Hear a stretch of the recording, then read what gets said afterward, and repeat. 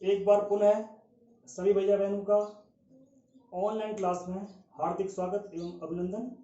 बच्चों, आज आपके सामने मैं जो टॉपिक लेके आया हूं उस टॉपिक का नाम है माइक्रोस्पोर और पोलन टेट्राज, लघु बीजाणु चतुष्क। ये आज का टॉपिक है। तो सबसे पहले प्रश्न आता है कि लघु बीजाणु क्या होते हैं और ये कैसे बनते हैं। बच्चों, आपको मैंने इससे पहले जो है बताया था कि जब हम एक तरुण परागकोश का अध्ययन करते हैं, ठीक है ना, जब एक तरुण परागकोश का ट्रांसवर्स सेक्शन से उसकी स्टडी करते हैं तो उसमें जो है एक प्रकार की सेल्स बनती है, उसको बोलते हैं प्रपस कोशिका। और उस प्रपस कोशिका में जो है परितः विभाजन, पेरिक्लाइनल डिवीजन होता है, जिसके परिणाम स्वरूप दो प्रकार की कोशिकाएं बनती हैं।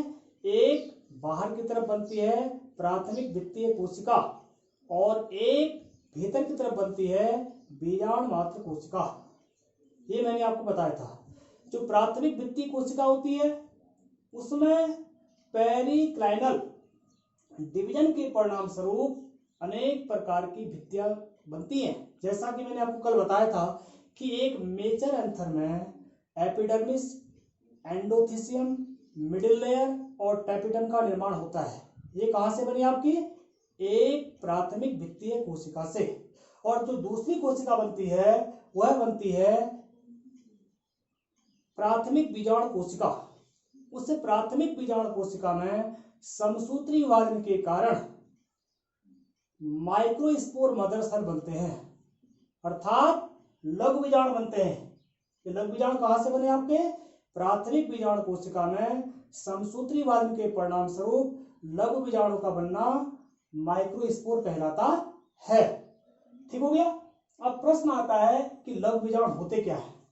जैसे देखो, मैंने आपसे कहा था कि लघु बीजाणु जो होते हैं वो पराग प्रकोष्ठ में लघु बीजाणु मात्र कोशिकाओं का निर्माण होता है। और जब इन लघु बीजाणु मात्र कोशिकाओं में अर्धसूत्री विभाजन होता है तो उसके परिणाम स्वरूप क्या बनते हैं आपके? लघु बीजाणु। ठीक हो गया। अब आज का जो टॉपिक है वह है लघु बीजाणु चतुष्क। क्या होते हैं? ध्यान देंगे, लघु बीजाणु रचना के समय चार कोशिकाओं के समूह में व्यवस्थित रहते हैं। इन्हें लघु बीजाणु चतुष्क कहा जाता है। ठीक हो गया। अर्थात जब लघु बीजाणु बनते हैं तो इनको जो है ये एक चार कोशिकाओं के समूह में क्या होते हैं? व्यवस्थित रहते हैं। ठीक है। इस प्रकार की घटना को क्या बोलते हैं? लघु बीजाणु चतुष्क। ठीक है। ये लघु बीजाणु चतुष्क जो है 5 प्रकार के होते हैं। नंबर 1 आपका होता है लाइनर, रेखिक। नंबर दूसरा आपका होता है आइसोबाइलेटरल, समद्विपार्श्व। नंबर तीसरा आपका होता है डेकुसेट, क्रॉसित। नंबर चौथा आपका होता है टी शेप्ड, टी आकारिकी। और नंबर 5वां आपका होता है टेट्राहेड्रल, चतुष्क फलीय। अर्थात लघु बीजाणु चतुष्क 5 प्रकार के होते हैं। अब पहला क्या होता है? लाइनर।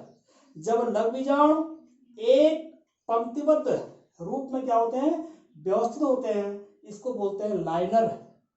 टेट्रा, टेट्रा का अर्थ जानते हैं ना? टेट्राज का मतलब क्या होता है? जब लघु बीजाणु चार कोशिकाओं के समूह में क्या होते हैं? व्यवस्थित होते हैं, उसको बोलते हैं टेट्राज। तो देखो ये लाइनर टेट्रा है, इसमें चार कोशिकाएं हैं, 1 2 3 4। और ये चार की चार कोशिकाएं क्या हैं?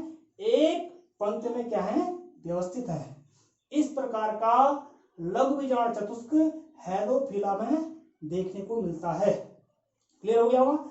दूसरा आपका आता है आइसोबाइलेटरल, समद्विपार्श्व। इसमें जो चार लघु बीजाणु आप देख रहे हैं ना, 1 2 3 4, ये चार के चार लघु बीजाणु क्या होते हैं? ये एक ही तल में होते हैं। ठीक हो गया। तीसरा आपका आता है डेकुसेट, क्रॉसित। इस प्रकार के लघु बीजाणु चतुष्क में जो लघु बीजाणु होते हैं ये क्रॉस में होते हैं। ठीक हो गया। और इसका एग्जांपल क्या होता है? मैग्नोलिया। और अगला आपका आता है टी शेप्ड, टी आकार की है।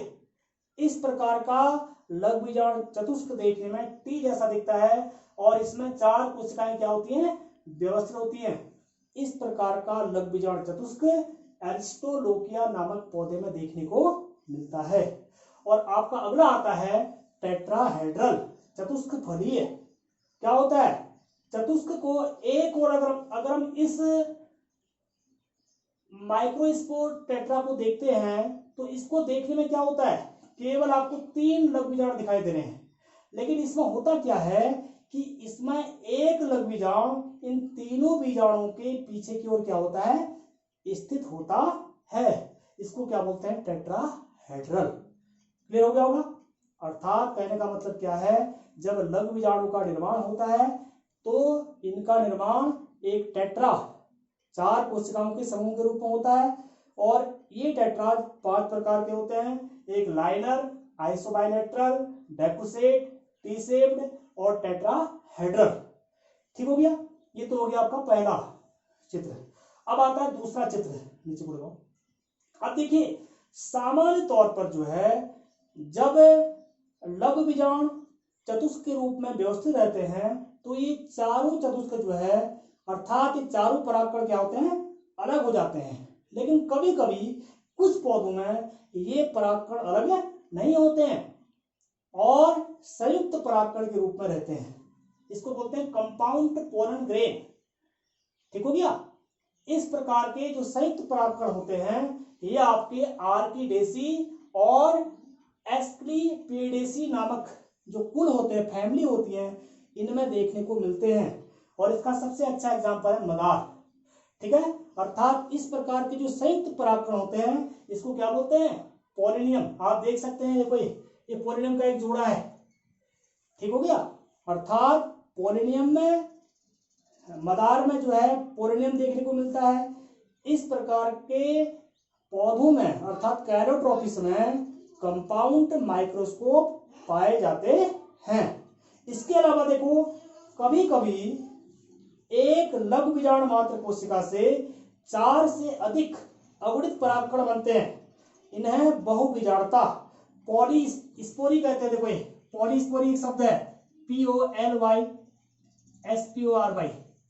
ये पॉलीस्पोरी क्या होती है, बहुबीजाणुता। अर्थात कभी कभी क्या होता है, लघु मात्र कोशिका से 4 से अधिक अगुणित परागकण बन जाते हैं। इस प्रकार की घटना को क्या बोलते हैं, बहुबीजाणुता अर्थात पॉलीस्पोरी। ठीक हो गया। तो आज आपको मैंने माइक्रोस्पोर और पोलन टेट्राज के बारे में बताया। ठीक है। आप लोगों को अपने घर पर जो है इनके डायग्राम बनाने हैं और जो भी मैंने आपको बता रखा है इसको आपको नोट करना है। और अब कल का जो टॉपिक आपका होगा बहुत ही इंपॉर्टेंट टॉपिक, वो होगा एक परागकण की संरचना। क्या होता है परागकण। ठीक हो गया। इसके बारे में कल बातचीत करेंगे और आशा है कि आप लोग मेरी प्रत्येक वीडियो को बहुत ध्यान से देख रहे होंगे, सुन भी रहे होंगे और अपने कार्य के प्रति सकारात्मक होंगे। इसी आशा के साथ आज एक छोटी वीडियो पुनः भेज रहा हूँ। Good afternoon.